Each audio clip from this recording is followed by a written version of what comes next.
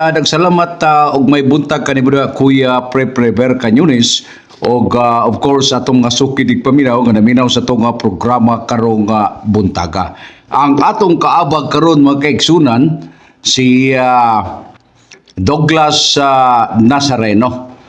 Og of course siya ang atuang partner karong buntaga because adunay lakaw ang ato ang higala nga si Kenneth Tenebro ang the original breaking news. So mga kaigsunan, padayon ta sa ato ang mga kalabuan na balita. Pero sa dili pa, aduna tay gitawag og mga pahibalo nagigikan sa atuang kagamhanang syudad sa Dakbayan sa Dumaguete o pinagi sa atuang Public Information Office. Traffic Advisory, Holy Cross High School Street Parade. Notice is hereby given that the following streets and major thoroughfares in downtown Dumaguete will be adjusted and modified as it will be affected by the street parade to be conducted by the Holy Cross School on July 13, 2024 starting at 1 o'clock in the afternoon onwards as follows. Roads affected: a portion of Noble Franca Street bounded by Perdices Street and Santa Catalina Street. A portion of Perdices Street bounded by Seliman Avenue and Locsin Street. A portion of Locsin Street bounded by Perdices Street and Real Street, and a portion of Real Street bounded by Locsin Street and Seliman Avenue. To avoid delay and travel, the riding public is advised to take alternative routes during the above mentioned activity. Please bear in mind as this is a temporary Hulyo mga kaigsunan sa mga launa. So naay mga ignonato nga mga dalan nga maapektahan nga dili nga mapaagian mga kaigsunan. On that day mga kaigsunan sa mga alauna ra and onwards. So padayon ta sa atuang mga kalabuan na balita.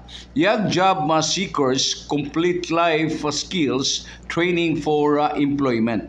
Another batch of graduates of the 10-day Jumpstart Life Skills training were recognized yesterday in a simple ceremony with Mayor Felipe Antonio Birimolyo, PESO Manager Maria Socorro P. Mira, and the Senior Labor and Employment Officer Anita Melocor yesterday. In his message, Mayor Remulyo congratulated the young graduates for finishing the course and urged them to be ready with the internship in the partner companies so that they can further acquire practical learning in the actual regular work setting with the possibility of being absorbed as an employees of the participating business establishment. Furthermore, Mayor Remulyo highlighted the efforts of the local government and DOLE to promote ease in doing business and invest in projects that will attract more investors to create more job opportunities for the youth and the unemployed.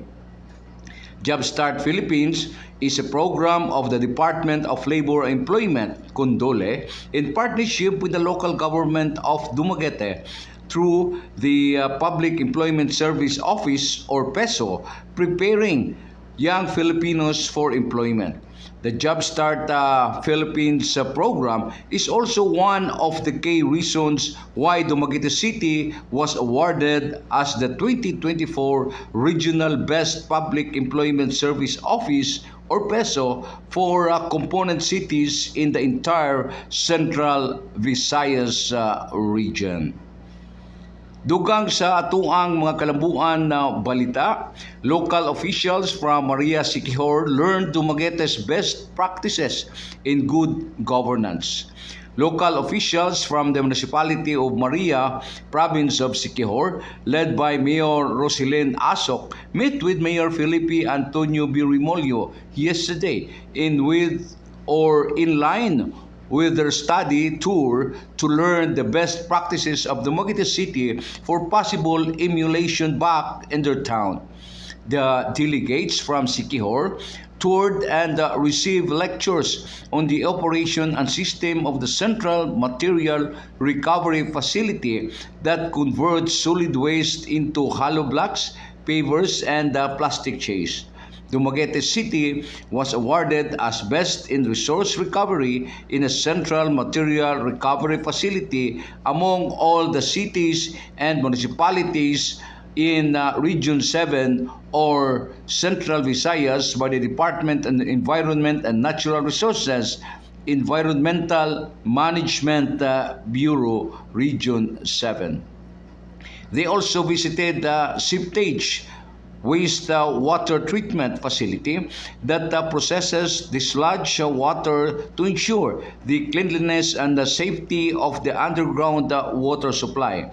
Mayor Asok, councilors, and department heads also toured the Pantawan People's Park, which is an open space for sports recreation and parking following the implementation of the shoreline protection project along Rizal Boulevard. The Regional Disaster Risk Reduction and Management Full Council of Central Visayas commended the city government of Dumaguete, led by Mayor Felipe Antonio B. Remolyo, for initiating the proactive climate change mitigating shoreline protection nga proyekto in barangay poblasyon diha sa may Tinago area. The shoreline protection project is mitigating measures to preserve the lives and the properties of the residents, homes, visitors, and establishments along the Rizal Boulevard and in Barangay Poblacion 1 all the way to the mouth of the Banica River. Mayor Rebulyo also discussed the benefits of the creation of the Negros Island region that will guarantee easier access to basic services and accelerate economic growth in Negros Occidental, Negros Oriental, and Siquijor. Mayor Remolyo commended, this is another developmental news, mga kaigsunan. Mayor Remolyo commended for supporting the official attempt of DepEd Central Visayas for the Guinness World Records largest rondalla ensemble.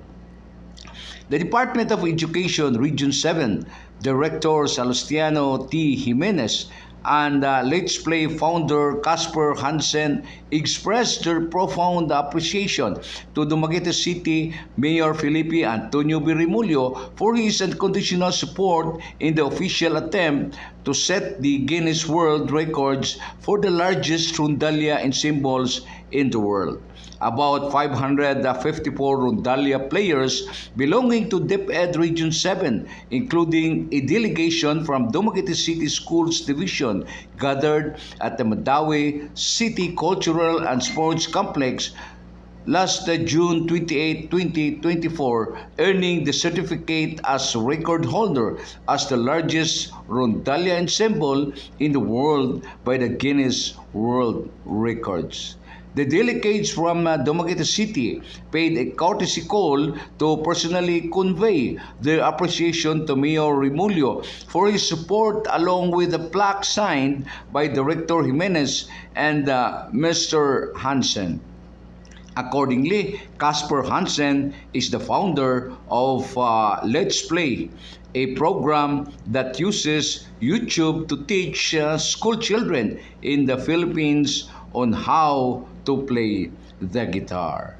So mao kana ang atuang mga kalambuan na balita nga atong gipadangat sa kahanginan, mga kaigsunan. Ug aray na usab kita diri sa atuang isgutanan.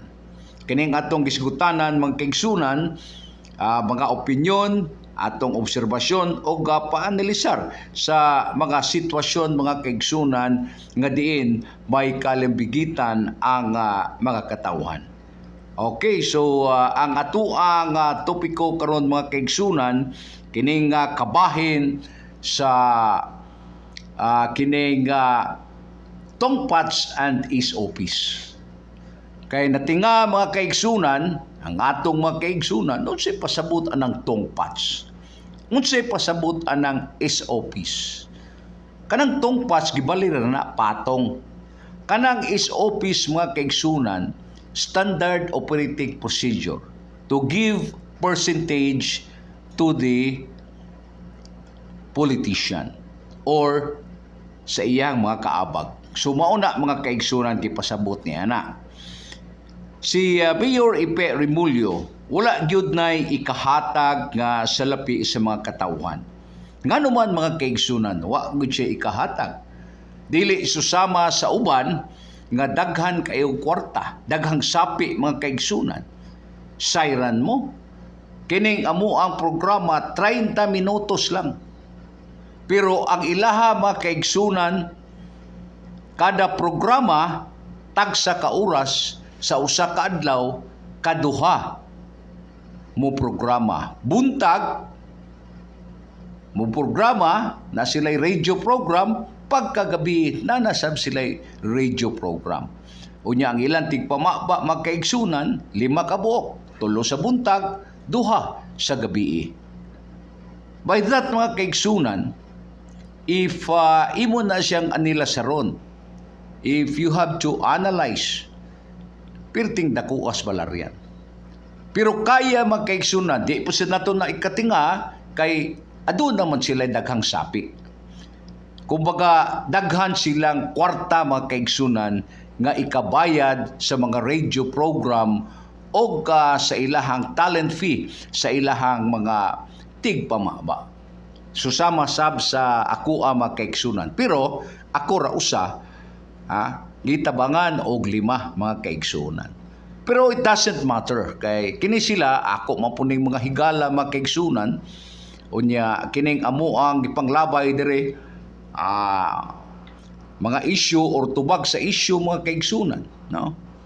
Walay mga personal nga ako ang nadunggan.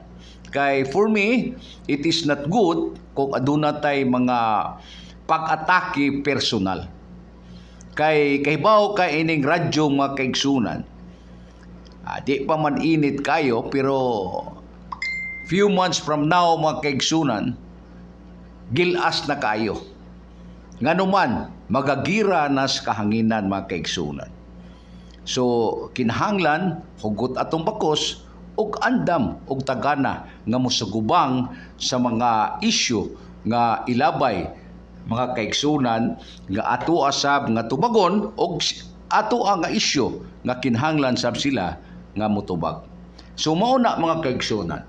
Atong gibalik mga kaigsunan, no? Way kahatag ang ato ang mayor. Ang pangutana nganong wa may kahatag?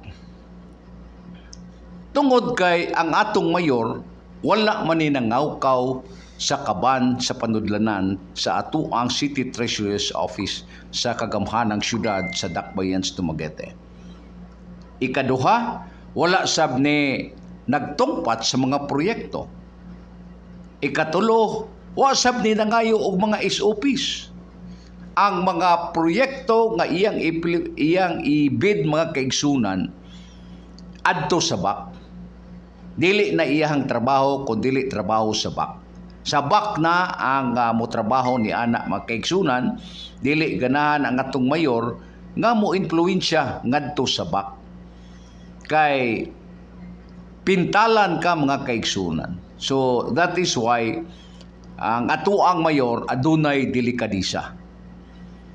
Nga ko mag-apil-apil anang di man ako na trabaho ng kabahin sa BAC. So kinsa tong ganahan na kaya na kapital insakto na ay expertise ni ana sa usa ka proyekto nga iyang gusto, apply mo ngadto sa BAC.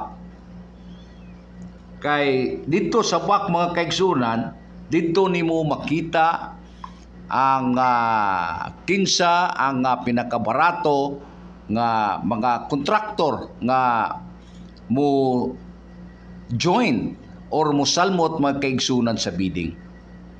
Mauna ang simple nga punto sa ato ang mayor. Kay gusto sa atong mayor nga dili madak-an og gasto ang ato ang city government. Kay aduna pa siya mga laing impact project nga iyang ipaabot mga kaigsunan. Ngano man mangyod mga kaigsunan. Actually og adunay ikahatag ang ato ang mayor, dili malikaya nato kay naamagoy mo yango mga kaigsunan. Makahatag ang atong mayor pero ginagmay. Personal niya nga kwarta ang iyang mahatag mga kaigsunan. Ingon ana ang ato ang mayor. So, therefore mga kaigsunan, kay dili man susama sa ubang politiko ang ato ang mayor. Kanang politiko nga traditional kayo. Nga ubay-ubay og sapi mga kaigsunan. Wala tuo ang gasto tungod kay daghag kwarta. Daghag kwartang nakarati mga kaigsunan. May kwentaha ko no. Simple ni ana. Dili susama sa ubang politiko. Ang atuang mayor mga kaigsunan. Lahi ang atuang mayor si Mayor Ipe Remulla. Dili man pud ni ingon nga kwartahan nga gaawas ng kwarta mga kaigsunan, igo ra nga nay kagasto. Ingon ana ang atuang mayor. Bueno, ato ang palapdan ang ato ang pagpasabot. Unsa gyud ang tongpats, unsa gyud ang is-office mga kaigsunan. Atong klaruho na. Sa ako ang level, sa ako ang nasayran mga kaigsunan na. Kini klaseng buhat aduna ni gitawag og panagsabot daan. Tali sa kontraktor o politiko nga adunay plano nga dautan sa pagpangurakot. Mauna mga kaigsunan, aduna nay panagsabot, Instead nga ang back bubid na ay mga bid nga mga kontraktor pinakabarato sa buto na daan maune. Ingon ana mga kaigsunan. Mga hugaw nga mga pamaagi. Pero isulod pagyutas bulsa bisag alam na this. Ang tungpats mga kaigsunan, pananglitan, this is an example only, atong klaruhon. Ang presyo sa usa kang konkreto nga taytayan o di ba kaha konkreto nga dalan mga kaigsunan nga pagahimuon. Nga mokabat lang og igno nato pwedeng makagasto lang og 30 milyones pesos. Patunga na mga kaigsunan, muna'y gitawag og tungpats. Instead nga 30 milyones ang usa ka konkretong taytayan, patunga na og 10 milyones, sumahimo ng 40 milyones. Muna'y pinaka-maksimum. Pwede po og uwat-uwat mga kaigsunan. Pwede po inong 39.9 million pesos. Uwat-uwat ba? Pero gamay na lay kulang para 40 milyones. Mao na mga kaigsunan, kanang gitawag nato og tungpats. So, klaro kay ninyo, nasabtan ninyo mga kaigsunan. Nya susama ra gihapon kay atong example taytayan, ingon ana ra gihapon ang kining sa mga konkreto nga dalan, kining mga horizontal kining infrastructure nga proyekto mga kaigsunan. Ingon ana, atong klaruho na.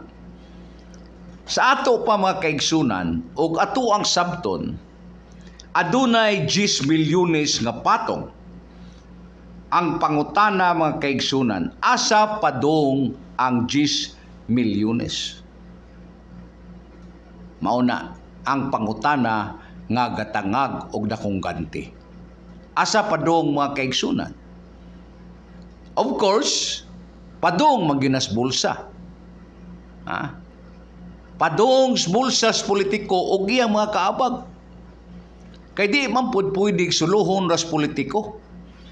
Kay munay giingon og walay klarong bahin mga kaigsunan, muyaw-yaw man putong uban kay kining ilang amo kusog kayo mangurakot, domino effect na ila sab nga mga kaabag mangurakot po na.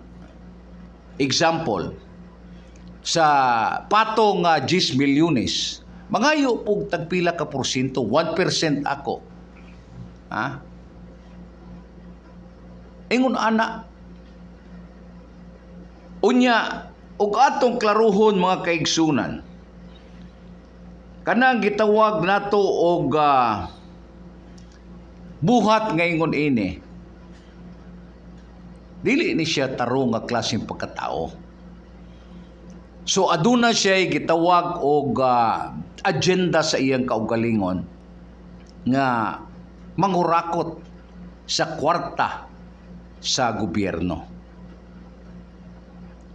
Mauna mga kaigsunan, kung ikaw aduna kay malasakit sa kwarta sa gobyerno nga pinaagi sa buhis mga kaigsunan, di raman ikaw mo'y bayad og buhis, ang uban nga mga katawhan, dili ka pasagad og gasto supposedly.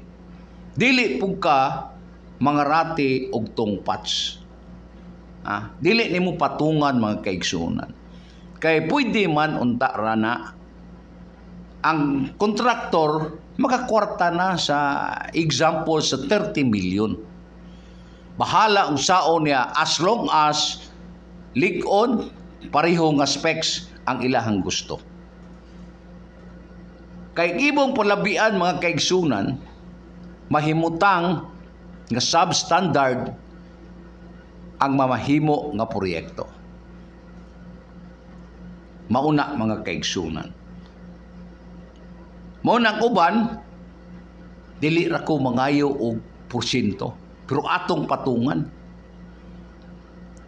Unya, gisainan kag 10 milyones. Kwartas malandong na. Sulod butag bulsa. Kanang kwarta, sapi, mo'y angay isulod sa bulsa. Pero kanang tinarong. Mauna mga kaigsunan. Ang contractor, of course, sa ato nag-iingon sa unahan, within the 30 million, this is an example, makaginansyan na sila mga kaigsunan. Ang problema lang sa mga kontraktor, magaproblema po.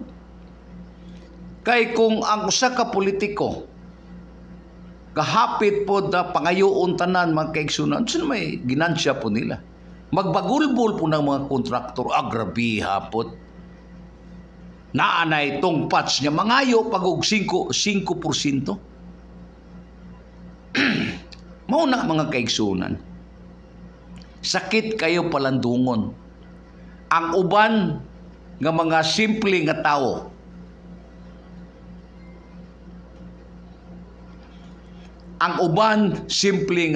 mga kaigsunan, patas ang pangita o panginabuhi.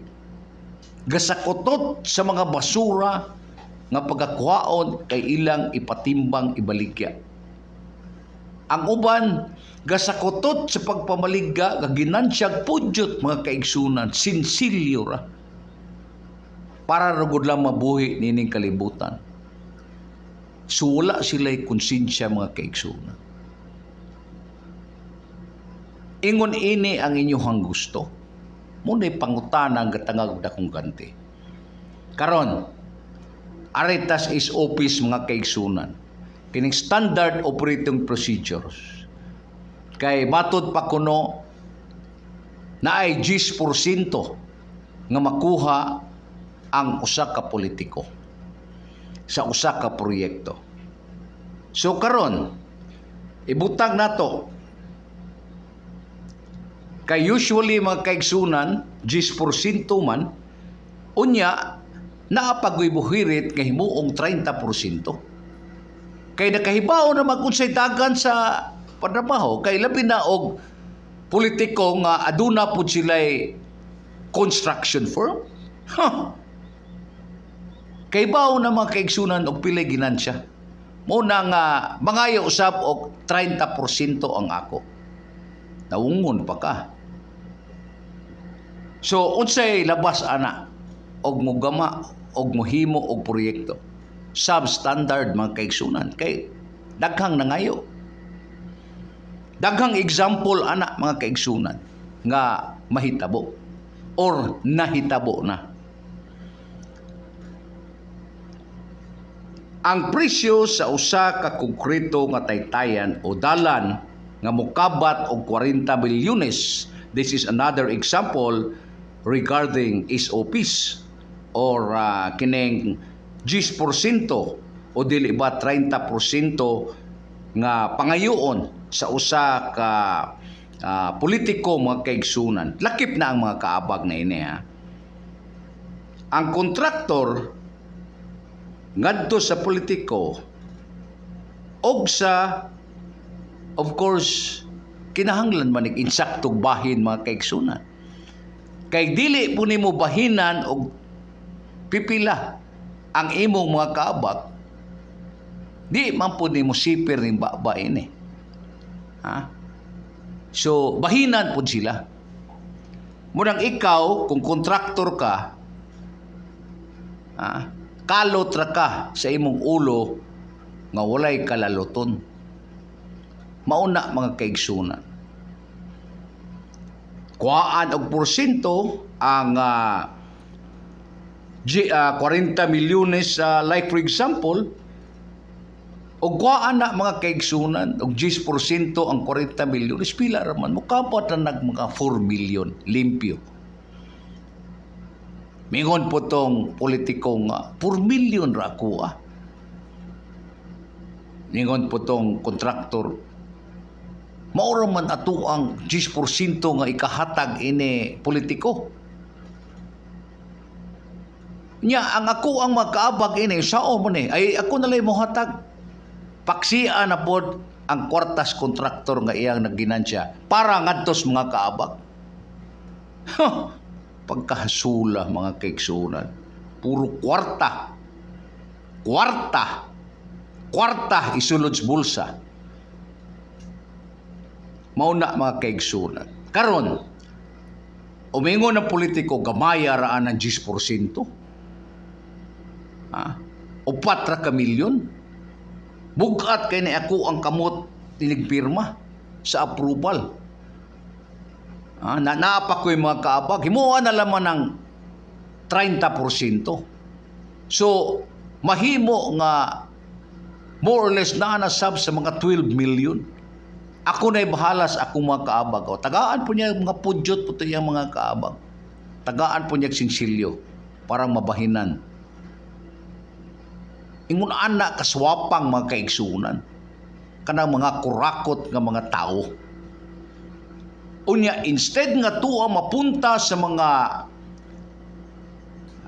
atuang ingnon nga mga impact project mga kaigsunan, tuwa na punta sa mga bulsa, sa mga politiko, nga adunay dautan nga mga balak o interes mga kaigsunan. Koy daw sa mga tarong nga klaseng politiko. Kada ay konsensya na ay delikadisa mga kaigsunan, ga trabaho lang og tinarong. Imo man ang mas simple mathematics. Pilay sweldo sa usa ka mayor, pilay sweldo sa usa ka kongresista, pilay sweldo sa usa ka gobernador. Imo na siyang makwinta. Matingara ka nganong pirting daghan nagsakyanan. Nya kining uban nga mga politiko marunong kayo, tago-tago po. Way gigastuhan. Pero tuwa ditos mga maayong kamot ibutang. Parang safety ang ilahang kwarta. Di na ta masulod bulsa ana. Ingon ana mga kaigsunan. ng mga hugaw nga mga pamaagi sa usa ka politiko nga kusog mangwarta. Ining atubang sa mga katawhan, kapalmoks, ang among kasing-kasing anaa kaninyo. Andam og taganang utabang.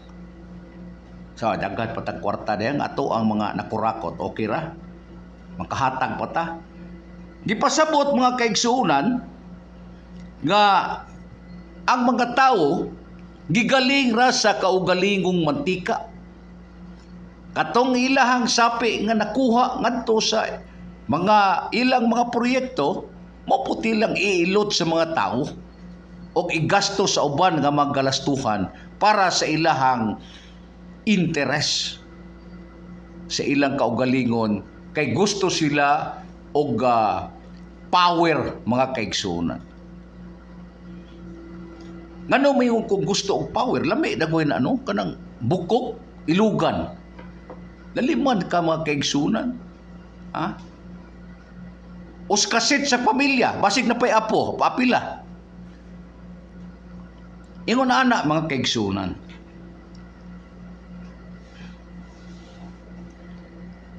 Ingon ana ang mga adunay mga ingno nato interes mga kaigsunan. Gusto nga muda sa rentas pagkabhanan tungod sa power and greed kadalo mga kaigsunan.